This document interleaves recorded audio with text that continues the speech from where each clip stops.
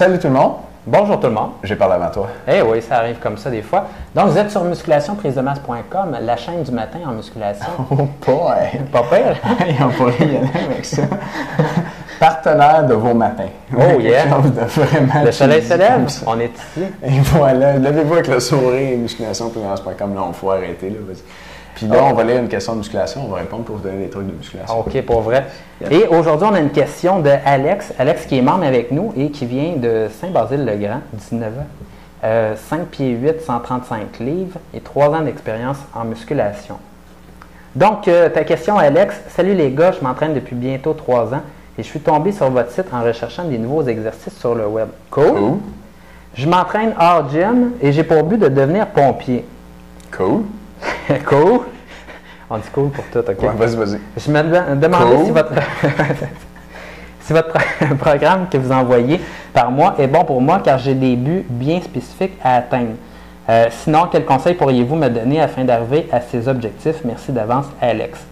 Good. Ben, Okay. Alex, je vais pouvoir répondre à ta question. Je pense que je suis bien placé pour répondre à ta question parce que j'ai déjà fait les évaluations de pompiers avec, comment ça s'appelle? Judith? Non, c'est pas tout à fait Judith, c'est un gars. Ah. Son nom va me revenir, mais je travaillais pour le responsable. Il y avait aussi un gym à Montréal. En fait, j'entraînais mes clients là. Le responsable d'évaluation des pompiers, lui, il avait le contrat avec le service d'incendie de Montréal. OK. Puis pour Laval, je suis pas sûr, par exemple. Je pense qu'il y avait Laval, il y avait Montréal, Longueuil, puis pas Laval.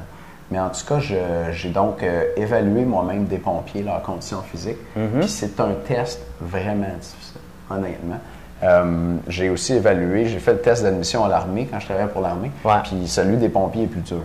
Spécial un peu, là, c'est sûr que c'est différent. Celui des pompiers, c'est pour devenir pompier. L'autre, c'est pour être admis à l'armée. Quand tu rentres, ils veulent un certain niveau, mais 12 semaines plus tard, tu es supposé être à un autre niveau. Ouais, parce qu'il t'entraîne pas mal à l'armée. Oui, t'entraînes pas mal fort. Pas mal fort. T'entraînes pas mal.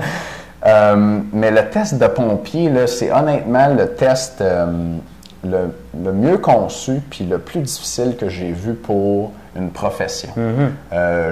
J'avoue ne pas avoir vu celui pour les ambulanciers qui se faisait à l'Université de Montréal, donc j'ai une expérience assez limitée là-dedans, mais le test de pompier était excellent. Ça commence par un test cardio, un test bip-bip. Son petit nom, c'est le léger navette. Fait que vous courez à 20 mètres de distance, ça fait bip, il faut que vous atteigniez la ligne. Vous avez sûrement fait ça au secondaire, moi je l'ai fait dans le temps. Puis là, ça prend un palier 8. Okay, un palier 8 minimum. Puis ça commence par ça. Si tu ne fais pas ton palier 8, tu es out tout de suite. Tu ne fais pas le reste. Palier 8, c'est pas super difficile, mais il faut quand même que tu sois en forme. Comme moi, sur la batch de pompiers que j'ai évalué, puis ça, c'était des pompiers qui revenaient. Parce que, en tout cas, si vous étudiez pour être pompier, vous devez le savoir, vous avez des amis pompiers, là, ils ne prennent pas tout le monde. À chaque année, ils en prennent une coupe, puis il y en a d'autres qui sont sur la liste d'attente. Puis là, quand c'est le temps de refaire les entrevues, ils te rappellent puis ils te disent là, il faut que tu ailles refaire le test. Il faut que tu restes en forme pour passer le test à chaque fois. Fait que ça, c'était du monde qui l'avait déjà réussi puis qui revenait pour le refaire. Puis il y en a un qui a eu de la misère à faire son palier 8. Puis après ça, ils ont un long circuit qu'ils doivent faire en 10 minutes. Puis ce circuit-là, ça commence, mettons, il y a 5 marches à monter, 5 marches à descendre avec 2 boyaux de 30 livres sur chaque épaule que tu tiens avec une hache. Après ça, tu fais un parcours de 3 cônes, tu t'en vas monter une échelle, une par une, puis là, tu la redescends à la main. Après ça, tu dois tirer sur une corde, tu dois pousser avec un long bâton sur une chaudière de 40 livres. Puis là, il faut que tu la pousses 5 fois avec tes gants de pompier, que la tige, le bâton, il glisse dans les mains.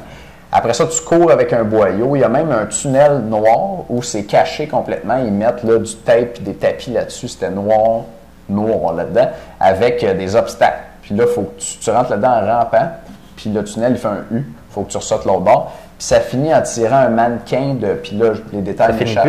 C'est long, là. Ça finit en tirant un mannequin de 150 livres sur 10 mètres. Tu fais le tour du cône, puis tu le ramènes sur 10 mètres. Puis si tu touches le cône, tu le refais. J'en ai un qui l'a fait, puis il n'était pas trop content à la fin de son test de 10 minutes. Puis ce test-là, pour vous donner une idée, là, ça, je les faisais dans le temps que j'étais malade, donc j'étais moins en forme. Mais je me suis dit, sur l'heure du lunch, après de l'avoir testé une batch, je vais le faire moi. Puis je dis ça aux 2 autres qui étaient là, le boss, puis l'autre évaluateur, puis les 2, il y avait plus d'expérience là-dedans, puis ils m'ont regardé, ils m'ont dit, t'es malade. J'en fais pas ce test-là, tu vas te tuer. Genre, il y en a un vraiment, il m'a dit, tu veux-tu faire les évaluations cet après-midi? En voulant dire, fais le test, puis va t'allonger après, là, tu sais. Puis on n'espère pas te décourager non plus, Alex, mais... Non, ben écoute, tout ça pour te dire que c'est difficile, il faut que tu t'entraînes bien, mais c'est intéressant de voir ces tests-là, je pense. Si vous nous avez perdu, on va finir d'en parler dans 2 minutes. Puis moi, je l'ai fait, écoute, sur l'heure du lunch, j'étais moins en forme qu'aujourd'hui, là, je l'ai fait en 11 minutes 40. Puis il y a des gars là-dedans qui le rentraient en 8 minutes et demie, pour vous dire. Vraiment en forme, vraiment difficile, puis vraiment spécifique à la job de pompier, vraiment comme des tâches qu'ils feraient dans leur travail. Fait que j'étais mort après ça. Mort. J'avais comme un petit peu mal au cœur. Puis là, toute l'après-midi, ça a été un peu plus difficile. Je me suis donné, là, mais... Ouais. Mais un test difficile. Donc, Alex, si tu as le même test, continue à t'entraîner. Puis, on va répondre à tes questions. Fait que je m'entraîne hors gym et j'ai pour but de devenir pompier. Je me demandais si votre programme que vous envoyez à tous les mois est bon. Pour moi, car j'ai des buts bien spécifiques. Oui, le programme est bon. Puis, continue à faire de la musculation. Nos programmes, c'est un programme de musculation puis de prise de masse. Toi, 5 pieds 8, 135 livres, je pense que tu peux prendre un peu de masse, puis ça va t'aider.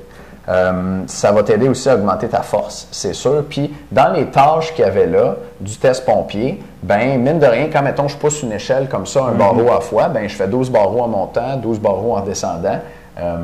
C'est lever une échelle qui est comme au pied d'un mur, là. Si vous voyez ce que je veux dire, c'est de travailler un peu tes épaules, comme tu fais dans un shoulder press. Après ça, quand tu veux monter 5 marches avec 2 boyaux de 30 livres sur ses épaules, ça ressemble à un squat, ou à un lunge. Puis quand tu cours avec le boyau, encore une fois, c'est comme des activités avec une résistance ajoutée, un poids ajouté, puis c'est bon pour toi d'être fort pour ça, pour être plus capable de le faire. Le mannequin de 100, 150 livres, là, c'est sûr que les grosses brutes dans le test qui pesaient 200 livres, il y a plus de facilité à le traîner que le gars de genre 140 qui était là. Ouais. Bon, mais moi, je réponds à la question aussi, j'avais assez hâte.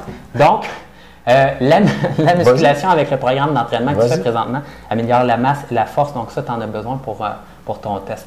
L'autre grosse composante, c'est que tu as besoin de cardio, puis tu vas en avoir besoin pour de vrai pour ce test-là. Donc, grosso modo, là, la méthode 4x20 sur le site est plus disponible. Par contre, si on la remet un de ces jours, je te conseillerais de la prendre, sinon de t'entraîner par intervalle. Ça va améliorer ton cardiovasculaire, tu en as besoin pour passer ton test. L'autre chose, c'est que à toute fin, je ne sais pas quand tu passes ton test, mais le mois ou 6 semaines avant de passer ton test, je ferai un programme spécifique où c'est un circuit d'entraînement avec des exercices. Ça va habituer ton corps de faire des exercices de musculation en faisant du cardio en même temps et tu vas avoir beaucoup moins l'effet d'avoir le goût de vomir quand tu vas faire ton test pour devenir pompier.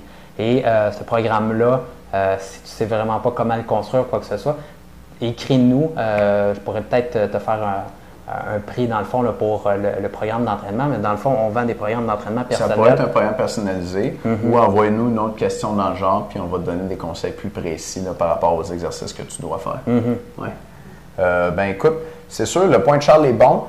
La meilleure façon de se préparer un test, c'est de faire le test. Il n'y a pas de secret. Puis, donc, par contre, ce n'est pas nécessairement la meilleure façon de s'entraîner pour le test. Puis là, je veux faire la distinction. Prenez, mettons, un sport, mettons le hockey. Quand c'est en hockey, tu as le en-saison puis tu as le hors-saison. Quand tu es en saison, tu joues beaucoup au hockey, tu ne fais pas beaucoup de gym. Quand tu es hors saison, c'est l'inverse. Tu fais bien du gym, pas beaucoup de hockey. Jouer au hockey, ça t'aide à être bon au hockey, c'est sûr. Mais pendant la saison, ce qui arrive avec les joueurs, c'est que leur condition physique diminue, en fait. Ils deviennent meilleurs au hockey, mais mettons, leur cardio va baisser légèrement. Parce qu'ils font moins de cardio qu'avant. Fait que si tu fais juste faire ton test, mettons, là, toi, Alex, aujourd'hui, on te dit, pour te préparer pour ton test, fais ton test, puis là, toi, la seule affaire que tu fais, c'est de faire ton test 3 fois par semaine, jusqu'à temps que ça soit le jour du test. Tu vas probablement améliorer ta condition physique, mais tu ne vas peut-être pas l'améliorer autant que si tu t'étais entraîné autrement en vue du test. Donc, résumé, quand tu arrives proche du test, tu fais le test. Il faut que ça soit spécifique. Quand tu es loin du test, tu t'entraînes autrement, mais il n'y a rien qui t'empêche de faire des mouvements qui ressemblent un peu aux mouvements qui sont demandés pour le test. Donc, tu peux peut-être compléter le programme du mois avec des exercices qui sont dans le test de pompe. Absolument. Bon, je pense que ça complète bien. Pour toutes les autres personnes qui nous écoutent, on a un sondage cette semaine.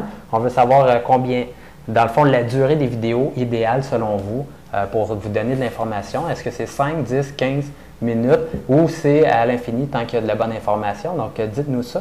Et l'autre chose, c'est qu'on a un deal spécial pour vous cette semaine, 50% off sur les plans alimentaires. Si vous avez un bon entraînement, mais votre alimentation n'est pas optimisée, mais l'information ici pour avoir les plans alimentaires est pour vous. Il y a un lien en bas de vidéo. Allez voir ça. On se parle demain. Salut tout le monde. Bye.